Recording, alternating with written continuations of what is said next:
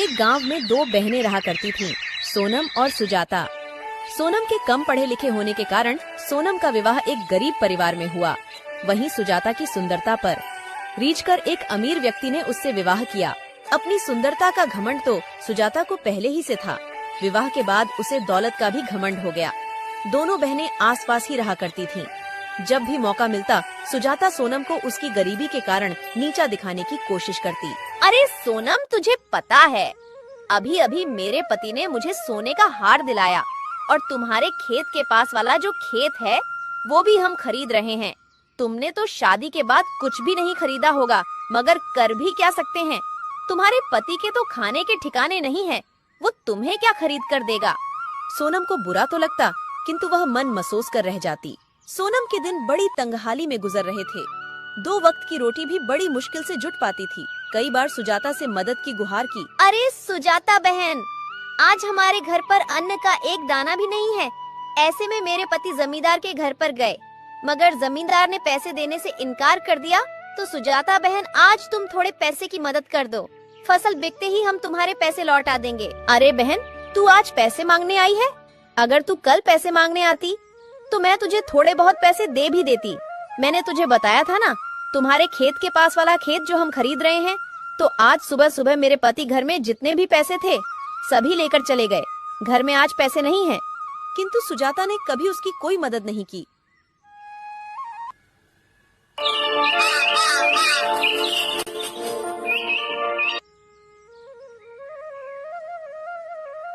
एक दिन सोनम ने सोचा, सुजाता ने भी पैसे देने से इनकार कर दिया। अब मैं क्या करूं? एक काम करती हूं, मैं मेरे बड़े भैया के घर जाकर उनसे पैसे मांगती हूं। वो मुझे पैसे देने से मना नहीं करेंगे।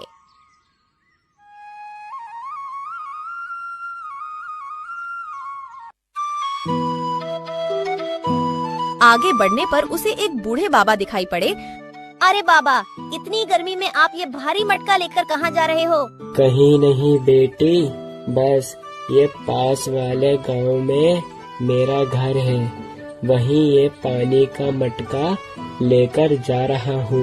अच्छा, मैं भी गांव की ओर जा रही हूँ। लाओ अपना ये मटका मुझे दे दो। नहीं बेटी नहीं, मैं तो ले जाऊंगा ये मटका। तू क्यों तकलीफ उठाती है? अरे बाबा, मैं भी तो तुम्हारी बेटी जैसी हूँ।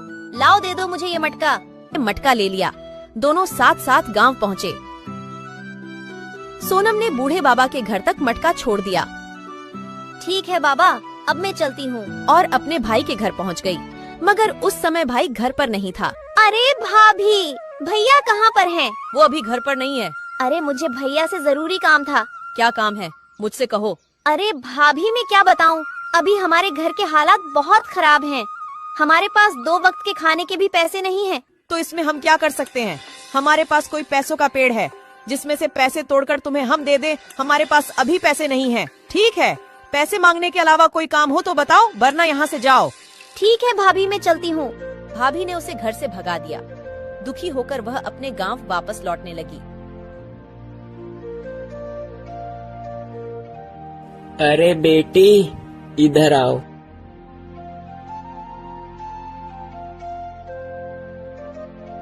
अरे बेटी, तू इस गांव में किसके घर आई थी? अरे बाबा, मैं वो अपने भैया के घर पर उनसे मदद मांगने आई। मगर सोनम ने अपनी पूरी कहानी बाबा को बताई। बेटी ले, तू इन तीनों घड़ों में से एक घड़ा ले ले। क्यों बाबा? अरे बेटी, तू इतनी दूर से पैदल चलकर आई है और पैदल ही चलकर तुझे जाना है। बेटी, अगर तुझे रास्ते में भूख लगे तो ये घड़े के अंदर लड्डू है, तू वो लड्डू खा लेना बेटी। नहीं बाबा, मुझे नहीं चाहिए। आपने मुझसे पूछा, वो ही बहुत है। अरे बेटी, ले लो, तू भी तो मेरी बेटी जैसी है। फिर बाबा के बार बार कहने से सोनम वो घड़ा बाबा से ले लेती है। बाबा, अब मैं चलती हूँ, वरना मुझे घर पहुँचते पहुँचते शाम हो जाएगी।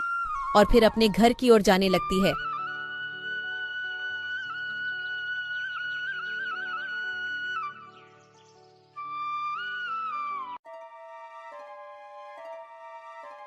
अरे सोनम, आज तुम अपने बड़े भैया के घर गई थी, तुम्हारे भैया ने अपनी कुछ मदद करी? मैं वहाँ गई थी, मगर भैया तो घर पर नहीं थे और भाभी ने तो मुझे घर से भगा दिया। अच्छा, इसका मतलब आज भी अपन दोनों को भूखा रहना पड़ेगा। नहीं, आज हमें भूखा नहीं रहना पड़ेगा। मतलब पैसे मिले क्या?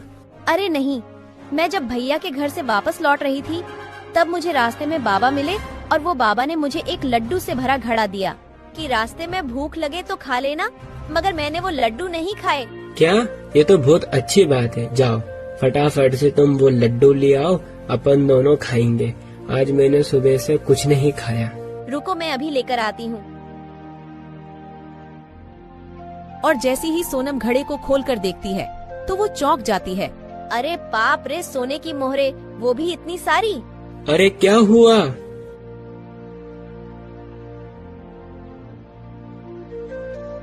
अरे बाप रे बाप, इतनी सारी सोने की मोहरे। तुम्हें यह घड़ा किसने दिया? मैं सच कह रही हूँ, मुझे ये घड़ा एक बाबा ने ही दिया। अरे बाप रे बाप, भाग्यवान। मुझे तो अपनी आंखों पर विश्वास नहीं हो रहा। मुझे लगता है कि ऊपर वाले ने अपनी सुन ली।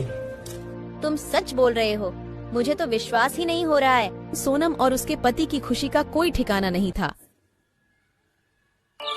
फिर वो दोनों ने गांव में खेती के योग्य एक जमीन खरीदी।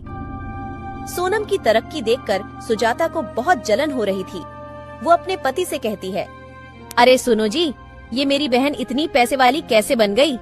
उसके पास इतना धन कहाँ से आया? कुछ दिन पहले तो ये मेरी बहन भिखारी जैसे अपने घर पर भीख मांगने आई थी और अब तो हमसे भी ज्यादा पैसे वाली हो गई। हाँ, मैं भी वो ही सोच रहा हूँ। पहले तुम्हारी बहन का पति लोगों के खेत में दिहाड़ी से काम करता था और एकदम से इतना पैसा कहाँ से आया? मगर अभी कुछ दिन पहले मैंने तुम्हारी बहन को तुम्हारे भाई के घर की ओर जाते देखा था। क्या, भैया के घर की ओर? हाँ, मुझे तो लगता है भैया के घर से ही इतनी सारी धन दौलत लेकर आई होगी। मगर तुम्हारा भाई कैसा है जो सारा धन तुम्हारी छोटी बहन को ही दे दिया? उसकी बहन तुम भी तो हो ना। भाई के लिए तो दोनों बहन सामान्य हैं, तो फिर दोनों बहनों को बराबर का हिस्सा देना चाहिए। तुम बिल्कुल ठीक बोल रहे हो। भैया की संपत्ति पर जितना उसका अधिकार उतना ही मेरा अधिकार है। अपन कल सुबह ही मेरे भाई के घर चलेंगे।